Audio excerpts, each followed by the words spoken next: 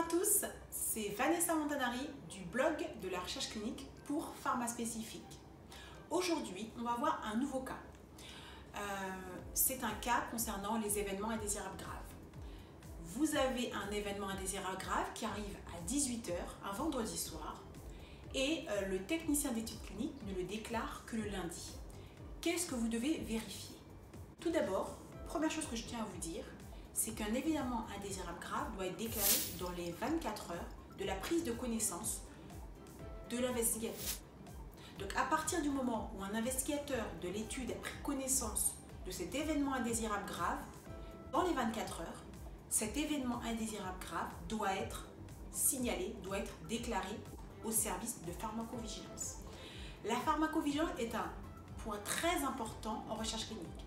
Alors, j'ai dit pharmacovigilance, mais ça peut être aussi matériovigilance pour les études avec des dispositifs médicaux.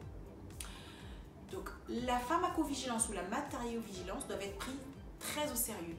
Il faut respecter ces 24 heures de déclaration.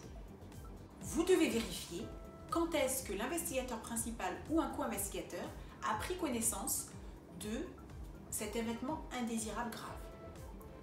Est-ce qu'il l'a pris connaissance le vendredi soir à 18 h ou alors durant le week-end, le samedi ou le dimanche, ou alors est-ce que ça a été, la prise de connaissance a eu lieu le lundi.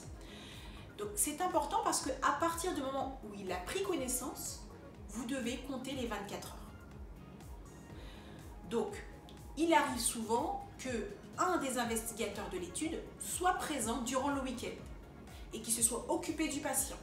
Donc ça veut dire qu'il a pris connaissance de cet événement indésirable grave pendant le week-end. Donc à ce moment-là, il doit maintenir les 24 heures de déclaration de cet événement indésirable grave. Il faut demander au centre de documenter à quel moment la prise de connaissance de l'événement indésirable grave a été faite par l'investigateur principal ou le co-investigateur concerné. Et ça doit être mis bien dans le dossier médical. Si la déclaration n'a pas été faite dans les 24 heures après la prise de connaissance de l'investigateur principal ou d'un co-investigateur, il va falloir reformer le centre sur la déclaration des événements indésirables graves. Il faut savoir que en cas d'urgence, si l'investigateur n'a pas le formulaire, il peut tout de même faire une déclaration avec un simple email auprès du service de pharmacovigilance en donnant certaines précisions.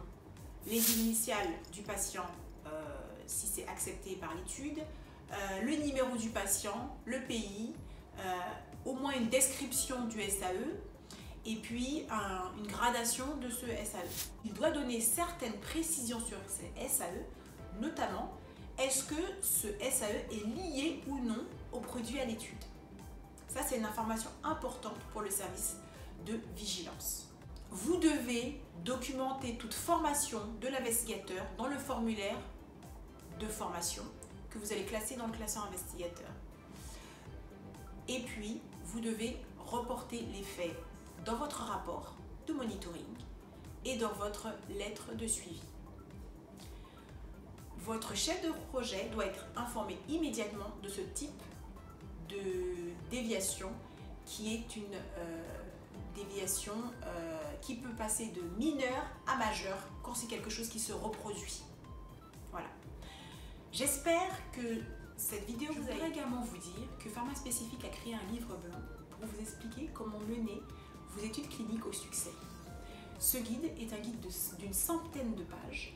Il s'agit de retours d'expérience de notre équipe pour vous aider à mieux appréhender les essais cliniques.